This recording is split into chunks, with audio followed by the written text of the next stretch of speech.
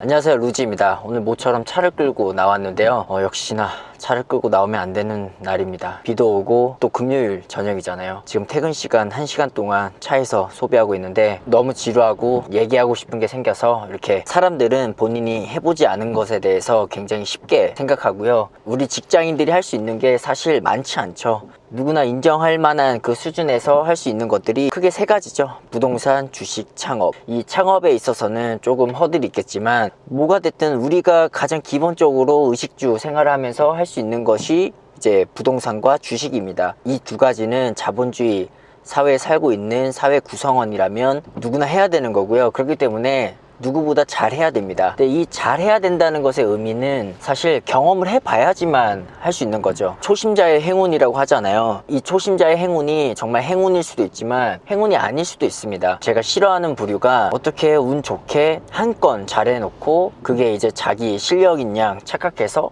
이제 뭐 얘기를 하는 거죠. 만약에 뭐 실거주 한 채를 우연한 기회로 잡았는데 그 실거주 한 채 사례 하나만으로 부동산 전문가처럼 이것저것 계속 얘기하고 다닌다는 거죠. 근데 이 부동산도 마찬가지고 창업도 마찬가지고 주식도 마찬가지고 연수가 흐르거나 아니면 다양한 경험들이 필요한데 그게 아니라 뭐 한 채에 국한해서 그 한 채가 올랐다고 자기가 신이냐 그렇게 얘기하는 사람들을 좀 조심해야 될 필요가 있고요. 특히 부동산이 더 그런 것 같아요. 왜냐면 부동산은 이 주식보다 변동성이 적고 시장과 상관없이 내가 일정 부분 컨트롤할 수 있는 부분이 있기 때문입니다. 반대로 주식은 내 의지와 상관없이 흘러가기 때문에 조금 다른 개념이라고 보시면 됩니다. 다시 돌아와서 사람들은 왜 해보지 않은 분야에 대해서 쉽게 얘기할까?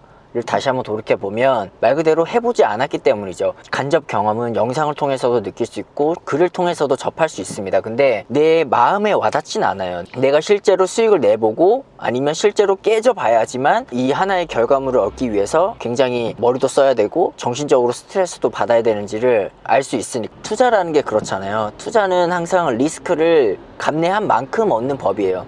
제가 최소 비용을 투자해서 최대 효과를 내야 된다라고 매번 얘기하지만 사실 그게 쉽지는 않아요. 다만 내가 같은 돈을 가지고 최소 비용을 투자해서 최대 효과를 낼 수 있는 건수를 계속 늘려가면 당장 내가 최소 비용 투자해서 얻을 수 있는 것들이 제한되어 있음에도 그런 경험들이 계속 누적되다 보면 실패도 하고 성공도 하면서 내가 했던 경험들에 대해서 복기를 하면서 더 나은 선택을 할 수 있는 확률이 커진다는 거죠. 작은 경험들이 모여야지 내가 앞으로 어떤 투자를 함에 있어서 좋은 성과를 낼 수 있는 거고요. 그게 앞으로 어떻게 보면 더 큰 리스크를 줄이는 최고의 방법이 되곤 합니다. 우선 부동산을 보면 부동산 투자를 제대로 해보지 않은 사람들은 부동산 투자를 통해 얻은 소득을 불로소득이라고 여깁니다. 근데 리스크도 엄청 크고요. 내가 그 자산을 보유함에 있어서 얻게 되는 득보다는 당장 실이 더 큽니다. 내가 이 물건을 매도하기 전까지는 내게 들어온 소득이 없고 내가 계속 지출할 비용만 있기 때문에 그것을 감내해야 되고요. 그것을 감내하기 위해서 더 나은 소득원을 찾거나 아니면 내가 뭐 투잡을 뛰거나 하는 식으로 그걸 메꾸려고 노력을 같이 한다는 겁니다. 만약에 전세 투자를 했다고 해도 이 전세입자 가 원하는 대로 우선 초반에 수리를 해줘야지 내 물건을 선택할 거고요. 그리고 중개료도 내야 되고 그리고 감가가 진행되는 인테리어 비용에 우선 투자를 또 해야 되는 거고요. 갑자기 임차인이 나간다고 했을 때 그 상황을 모면하는 방법도 알아야 되고 거기에 대한 리스크도 감내해야 되고 항상 이 자산이라는 게 오르라는 법은 없잖아요. 내가 그걸 살 때 내릴 수도 있다라는 그런 리스크도 안고 가는 거기 때문에 이런 모든 것들이 복합적으로 물려서 내가 그것을 짊어졌기 때문에 지금 투자자들이 좋은 수익을 낸 거고요. 반대로 그렇지 않은 분들도 굉장히 많다는 거예요. 지금 모든 자산이 오른다라고 얘기하지만 반대로 내리는 부동산도 분명히 있습니다. 그런 부동산을 가진 사람에게도 이 부동산 투자는 불로소득이다라고 같이 명제를 내릴 수 있을까요? 그게 아니라는 겁니다. 똑같이 열심히 공부를 했지만 누구는 서울대를 가고 누구는 대학을 못 가는 사람도 있잖아요. 그러니까 그렇게 따지면 안 되는 거예요. 다양한 사람들이 다양한 사고를 가지고 다양한 돈을 가지고 다양한 리스크를 가지고 투자를 하는데 이 모든 행위에 있어서 다 적폐로 몰고 그러면 안 된다는 거예요. 누군가는 벌었기 때문에 누군가는 잃은 겁니다. 뭐 주식 투자도 마찬가지예요. 뭐 지금 뭐 거의 한 10일 연속으로 뭐 미국 주식뿐만 아니라 전 세계 증시가 급락을 하고 있는데, 이전에 부자가 된 사람들도 이런 변동성을 다 누렸기 때문에 자산가가 다 된 거고요. 그래서 배당을 받으면서 여생을 여유롭게 즐기면서 살 수 있는 겁니다. 누군가는 이런 급락장에 빨리 손실을 확정짓고 싶어서 매도하고 시장을 아예 뜨고, 그리고 욕하고, 그리고 누군가는 이때를 지켜보면서 조금씩 분할 매수하면서 내가 사고 싶었던 그런 기업들을 모아가는 계기로 생각하기도 합니다. 그런데 후자인 사람들도 모아간다고 하지만 이 바닥은 모르는데 계속 사는 거잖아요.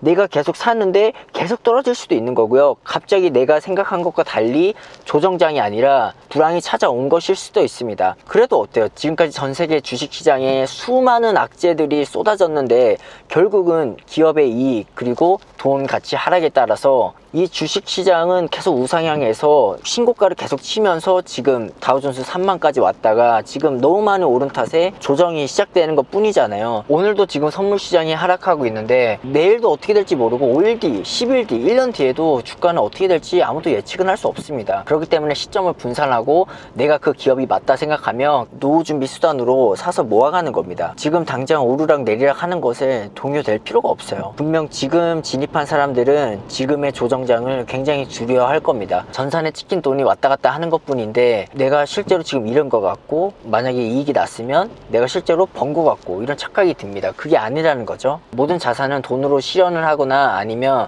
돈으로 지금 받아야지만 내게 되는 거예요. 그렇지 않는 한 그냥 전산에 찍힌 그냥 하나의 숫자일 뿐입니다. 위대한 투자자들이 오랫동안 계속 기업을 믿고 사서 모아가기 때문에 그런 복리도 누렸고 10배, 100배 주식도 얻게 되는 겁니다. 창업도 마찬가지고요. 뭐 장사 잘 되는 매장을 보면 아, 저 사람 진짜 정말 쉽게 돈을 버는 것 같잖아요. 뭐 어떤 음식점에 갔는데 막 홍보가 잘 돼가지고 사람이 꽉 찼고 맨날 막 줄 서 있고, 그러면은 사람들은 항상 착각을 합니다. 아, 저 사람 운 되게 좋고, 아, 진짜 거저 걸린 거고, 아, 진짜 쉽게 돈 번다 라고 생각할 수 있어요. 근데 그 전에 있었던 경험들을 한번 봐야 되는 거고요.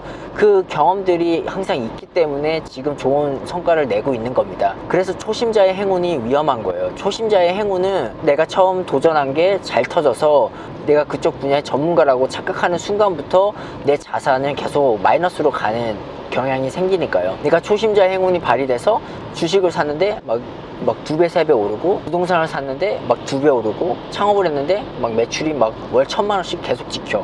그러면은 착각한다는 거죠. 그 순간부터 지금까지 벌었던 자산들을 마이너스로 깎아먹는 계기가 될 수 있다는 거예요. 왜냐하면 사람은 한 번에 돈을 벌면 한 번에 까먹기 마련이에요. 조금씩 누적해서 계속 그 성공의 스토리를 쌓아가야지만 그 성공이 이어지는 겁니다. 그래서 사람들은 누군가 성공을 했을 때 그 사람의 성공을 쉽게 매도해서는 안 됩니다. 그리고 만약에 내가 초심자인데 투자에 성공했다면 반대로 나 자신을 전문가라고 칭해서도 안 되고요.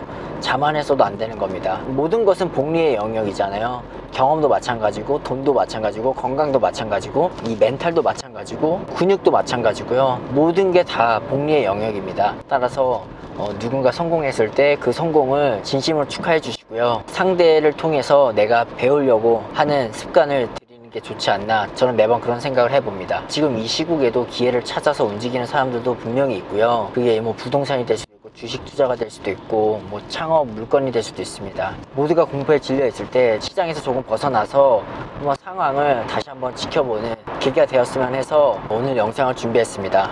저도 이렇게 얘기하면서 머릿속이 좀 정리되는데요. 지금 주식시장의 최대 변수는 이 코로나가 엔더믹에서 팬더믹으로 가느냐인데, 전염병으로 전역에 확산된다고 하면 유동이 줄어드니까 소비가 줄 거고요. 이 와중에 온라인은 늘지만 그 온라인 배송하는 사람들까지 코로나를 전파하는 뭐 주체가 된다라는 이런 얘기가 돌면 또 소비를 또 안 해요. 그리고 이게 만약에 전염병으로 간다라고 하면 당장 시장에 참여해서 내 자산을 많이 투입하는 것보다는 더 분할해서 조금씩 매수를 하시고요. 이 시장에서 약간 벗어나서 뭐 한 2거래일 연속 반등이 시작되면 그때 내 자산을 불입하기 시작해도 늦지 않을 것 같습니다. 이런 전염병이 창궐할 때 투자해 본 경험은 저도 없기 때문에 이것에 대해서 어떻게 가져가야 될지 저도 조금 지켜봐야 될 것 같습니다. 뭐 이전까지는 이게 뭐 전염병으로 갈지 안 갈지 뭐 아무도 몰랐잖아요.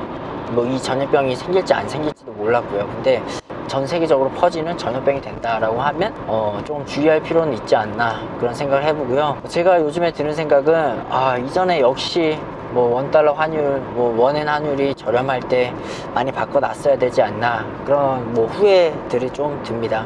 아직까지 총알은 있지만 더 큰 기회가 올 것 같은데 조금 더 빠르게 움직이지 못했던 게 조금 아쉽네요. 네. 다음 기회를 또 노리면 되죠. 이 위기는 또 지나가겠지만 또 시간이 지나면 또 이런 위기 또 옵니다. 그 위기 때 지금을 잘 기억해서 대응하고 자산을 불릴 수 있는 계기로 한번 활용했으면 합니다. 오늘도 제 긴 영상 시청해주셔서 감사하고요. 항상 꾸자 사모 하시고요. 항상 코로나 조심하시기 바랍니다. 고맙습니다.